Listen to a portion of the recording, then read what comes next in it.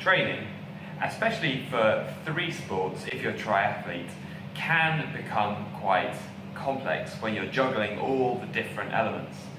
But that doesn't necessarily mean that it's actually complicated.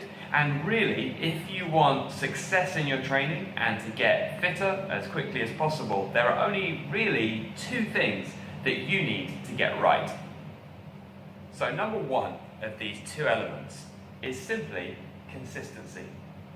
More important than how often you train, how fast you can swim 100 meters, even the total number of sessions that you do, is how consistent your training is. And that's because fitness is reversible. So basically, if you don't use it, you lose it. And that basically, so if you do a big session or a big week or a big block of training, but then take time off, it's just like taking one step forward and then one step back. Your training must be consistent. As well as consistency in training, the second element of training that you should look to get right is that it needs to be progressive.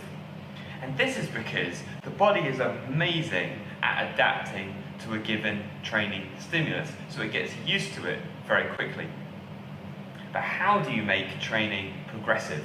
Well, quite simply, in training and as a coach, all I'm really doing is manipulating how long a rep is, how hard a rep is, or the amount of time that you have to recover between reps or sets. And by manipulating those things, you can make training progressive. Let's look at an example to make that a bit more clear. So what I've written on the board isn't necessarily a realistic rate of progression, but it nevertheless demonstrates the three elements that I was talking about before. So if we take this imaginary swim set progression, we can look in block 1 across weeks 1, 2, 3 and 4.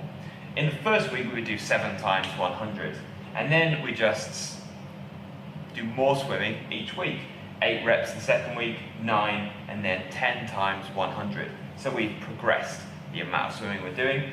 Block 2, we move on, we still only do 10 times 100s, but this time we do them a little bit quicker. So week 1 in 130, and then week 2, 129, week 3, 128, week 4, 127. So we're manipulating the intensity that we do the reps. Then in the third block, we can still take those 10 100s that we're swimming in 129. So notice we haven't just kept swimming more and more and more, and we haven't tried to keep swimming harder and harder and harder. And here, we've simply changed the amount of recovery. So week 1, we do it off 145, week 2, off 140, week 3 off 135, and week 4 off of 130. Now, as I said, that's an unrealistic rate of progression, but nevertheless, it does demonstrate something that you could do over the course of maybe a whole season, where you either manipulate the length, duration, volume that you do, the amount of reps or sets. You then work harder through an amount of reps or sets, or manipulate the amount of rest. By doing that, you get progressive training. Add that to consistent training, and you'll get fitter faster. So don't forget to like and subscribe, and if you want to see another one of our videos, please click just there.